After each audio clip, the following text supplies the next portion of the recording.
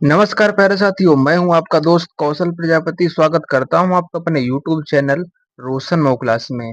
दोस्तों, जैसा कि आप सभी लोगों को पता होगा कि क्लास 10th में हिंदी के लिए मोस्ट इम्पोर्टेंट टॉपिक्स अगर आपको पता चल जाए तो आप लोग हिंदी में 90 नंबर, कम से कम 90 नंबर इसमें कर ला सकते हो। 100 में 90 नंबर ला सकते हो अगर आपने ये सारे टॉपिक्स तैयार कर लिए। तो कौन-कौन से ऐसे टॉपिक्स हैं जो कि हमें पढ़ने हैं बोर्ड एग्जाम के लिए, आपके हिसाब से वेरी इंपॉर्टेंट होंगे 2026 के लिए। तो सबसे पहले आपको देखो करना क्या है, हिंदी गद्य के महत्वपूर्ण बहुविकल्पी प्रश्न जो कि 5 नंबर का आएगा, ठीक है? हिंदी गद्य का आएगा, वो भी 5 नंबर का बहुविकल्पी प्रश्न दिया होगा। वो किस टॉपिक से आएगा? तो सबसे पहला नंबर आपको शुक्ल युग अच्छे से ध्यान से पढ़ना और याद करना इससे। इससे जितने भी क्वेश्चन बन सकते हैं वो सभी लगा लेना।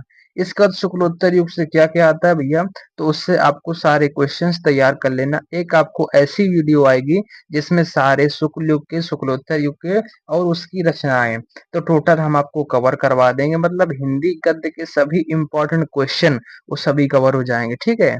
इसके बाद नंबर 2 पे हमारा लिखा है हिंदी पद्य के महत्वपूर्ण बहुविकल्पी प्रश्न जो कि 5 नंबर का आता है। अब उसमें से एक तो रीतिकाल हो गया, एक तो आधुनिक काल हो गया और उसकी रचनाएँ पूछी जाती हैं, वेरी इंपॉर्टेंट है। तो क्वेश्चन आपके लिए 100% इन्हीं में से आएगा और इससे बाहर कभी बोर्ड एग्जाम पूछता भी नहीं है। ठीक है, तो रीतिकाल याद कर लेना और इससे आधुनिक काल हो गया, रचनाएँ हो गई। तो इससे भी एक वीडियो आ जाएगा आपका, ठीक है? नंबर 3 पे आपका रस, छंद, अलंकार। अगर ये तीनों टॉपिक अगर ध्यान से पढ़ लिया तो आपके 3 नंबर कहीं नहीं गए बोर्ड परीक्षा में। और कौन-कौन से, जैसे रस हो गया, रस कौन-सा पूछा जाता है? तो रस आपका आता है हास्य रस और करुण रस आपका बोर्ड एग्जाम में आता है। ठीक है? इसका नंबर 2 पे आपका लिखा है छंद लिखा है। छंद में आपका रोला और सोरठा आता है। बस इसके अलावा आपका कुछ नहीं पूछा जाता है।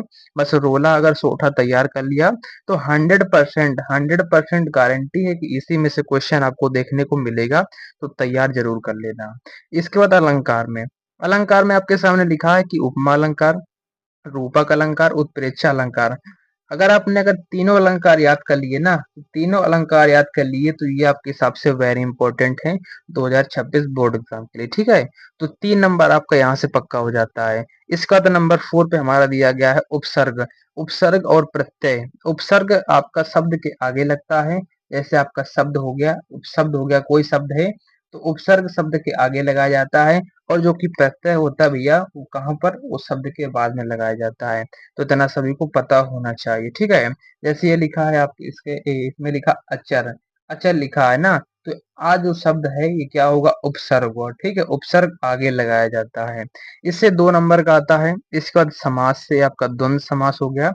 द्विगु समास आता है जो कि 1 नंबर में आएगा और 100% और वेरी इंपॉर्टेंट है, तैयार करके इसको जरूर जाना, ठीक है? इसके बाद हमारा पर्यायवाची दिया गया है।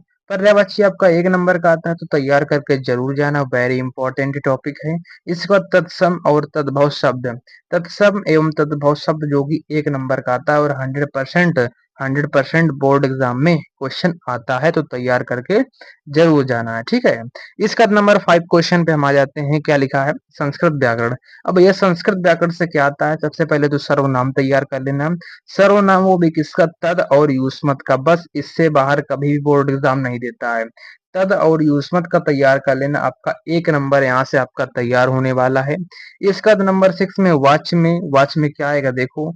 प्रयोग और वाच्य परिवर्तन। बस इससे बाहर नहीं जाएगा, 1 नंबर दिलाकर जाएगा। तो आपका यहाँ से आप कितना 20 मार्क आपका कवर हो जाएगा अगर आपने इतना टॉपिक पढ़ लिया।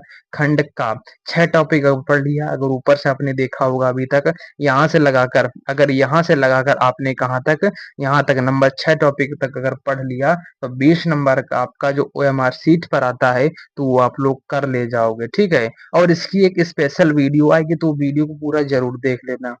इसका नंबर खंड बा पे लिखा है, 50 नंबर का आता है भैया खंड बा। अब इसमें से सबसे 7वां नंबर क्वेश्चन दिया गया है, क्या है?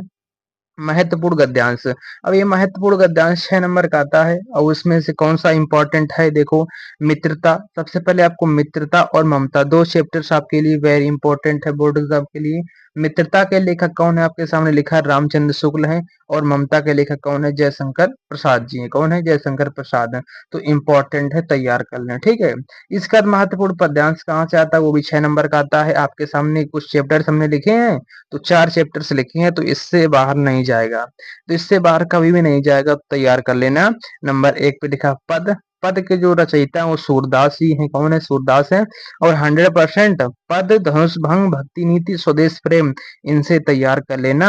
बस इतने से 100% आपका 6 नंबर क्लियर पक्का होने वाला है, ठीक है। तो चार चैप्टर हैं, अगर आपने इनको तैयार कर लिया तो आपका यहाँ से 6 नंबर और यहाँ से 6 नंबर तो तैयार हो जाएगा, ठीक है। इसके बाद हम अगले अपने टॉपिक अगले देखते हैं। अगले टॉपिक यहाँ पर क्या लिखे हैं। यहीं पर अगर हम बात करें कि लेखक का जीवन परिचय, अब 9 नंबर पे हमारा लिखा है लेखक का जीवन परिचय, जो कि 5 नंबर का आता है, बोर्ड एग्जाम में 2026 में आएगा। और 2 अगर जीवन परिचय आपने याद कर लिए तो 100% इससे बाहर जीवन परिचय कभी भी नहीं जाएगा। नंबर 1 पे अगर रामचंद्र शुक्ल का याद कर लिया तो इसी से आएगा, या तो फिर जयशंकर प्रसाद का, दोनों तैयार कर लेना, इससे बाहर नहीं आएगा। दोनों में से एक जरूर आपको बोर्ड परीक्षा में देखने को मिलेगा। 10 नंबर में लिखा है कवि का जीवन परिचय, जो कि 5 नंबर का आता है, और वेरी इंपॉर्टेंट है भैया, तैयार कर लो। इसमें से 3 आपको जीवन परिचय दिए गए हैं, कौन कौन से हैं? नंबर 1 पे लिखा सूरदास, नंबर बी पे तुलसीदास और नंबर सी पे महादेवी वर्मा। तो 3 आपको कवि का जीवन परिचय तैयार करना है, बस इससे बाहर कभी भी नहीं जाएगा। इन तीनों में से कम 2 आपको बोर्ड एग्जाम में जरूर आएंगे, 2 आपको बोर्ड एग्जाम में देखने को जरूर मिलेंगे, तो तैयार करके जरूर जाना, ठीक है। नंबर 11 पे श्लोक। श्लोक भैया वेरी इंपॉर्टेंट है, और 2 नंबर अगर तैयार करना है तो इन दोनों श्लोक को याद कर लेना। आपका 2 नंबर बिल्कुल फाइनल, फुल एंड फाइनल होने वाला है, ठीक है। कौन सा? नंबर 1 पे ये लिखा, नंबर बी पे ये लिखा, इनको तैयार कर लो। मरणम मंगलम यत्रा विभूषित विभूषणम कौपिनम यत्र कौशेयम सा काशिकेन मियते। फर्स्ट नंबर ये याद कर लेना। सेकंड नंबर सर्वे भवन्तु सुखिनः सर्वे सन्तु निरामयाः सर्वे भद्राणि पश्यन्तु मा कश्चित् दुर्भाग् भवेत्, ठीक है। तो आपके सामने 2 श्लोक लिखे हैं। अगर पेपर में आता है तो वो वाला आपको नहीं करना होता है, क्योंकि बोर्ड एग्जाम में ये बोलता है कि जो पेपर में आए वो आपको नहीं लिखना है, अपने मन से जो याद किया है उसको लिखना है। तो दोनों आपको तैयार करके जाना है। शायद ये वाला पेपर में आ जाए तो ये वाला लिख देना, अगर ये वाला पेपर में आता है तो ये वाला आप लोग लिख सकते हो, ठीक है। तो यहाँ से 2 नंबर फाइनल हो गया। नंबर 12 पे देख लो, हमारा यहाँ पर लिखा है संस्कृत के जो कि महत्वपूर्ण गद्यांश और पद्यांश कहाँ से आते हैं, जो कि आपको 10 नंबर दिलाकर जाएंगे। नंबर 1 पे वाराणसी चैप्टर है आपका, वेरी इंपॉर्टेंट है। नंबर बी पर वीर वीरेण पूजते, जो कि 100% इससे क्वेश्चन बनता है हर साल। और अभी 2024 का एग्जाम हुआ था ना, तो वेरी 25 वाला, तो वेरी इंपॉर्टेंट है, इस चैप्टर से जरूर आया था। भारतीय संस्कृति और जो प्रबुद्धों ग्रामीणा लिखा है, वेरी इंपॉर्टेंट है। 4 चैप्टर्स हैं आपके सामने, तो तैयार करके जरूर जाना इनको। नंबर 13 पे लिखा है महत्वपूर्ण निबंध, जो कि 7 नंबर का आएगा भैया। कितने का आएगा? इससे 7 नंबर का आएगा। मात्र आपको 5 निबंध याद करने हैं। कौन कौन से? पर्यावरण प्रदूषण पर याद कर लेना, वृक्षारोपण का महत्व याद कर लेना, विज्ञान वरदान वरदान या अभिशाप याद कर लेना। नंबर डी पर छात्र और अनुशासन का महत्व। इसके बाद बेटी बचाओ एंड बेटी पढ़ाओ, ठीक है। अगर आपने 5 निबंध बिल्कुल अच्छे से तैयार कर लिए तो आपका 7 नंबर 100% पक्का हो जाएगा, ठीक है। नंबर 14 पे देख लेते हैं खंड का। ये 3 नंबर का पूछा जाता है और वेरी इंपॉर्टेंट है और सबसे सरल टॉपिक है, और इस टॉपिक से 3 नंबर को छोड़ना नहीं।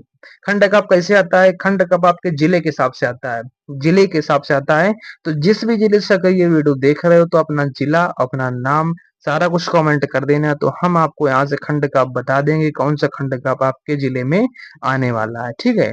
नंबर 15 पे देख लो पत्र लेखन।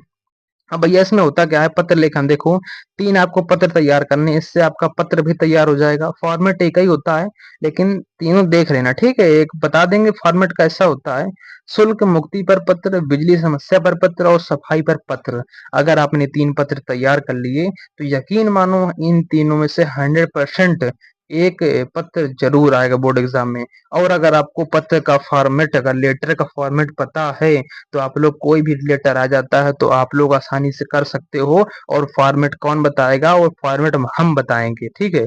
तो ऐसी एक स्पेशल वीडियो आई जिसमें आपको फॉर्मेट बताया जाएगा, ये सारे सभी टॉपिक आपके बताए जाएंगे, इनका सभी का सॉल्यूशन भी मिलेगा। तो चैनल अगर सब्सक्राइब नहीं किया तो सब्सक्राइब कर लेना, बेल आइकन को प्रेस कर लेना, ताकि जब भी हम वीडियो डालें तो सबसे पहले नोटिफिकेशन आपके पास तुरंत आ जाए। तो वीडियो को लाइक कर देना। मिलते हैं ऐसी अगली वीडियो में, तब तक के लिए जय हिंद।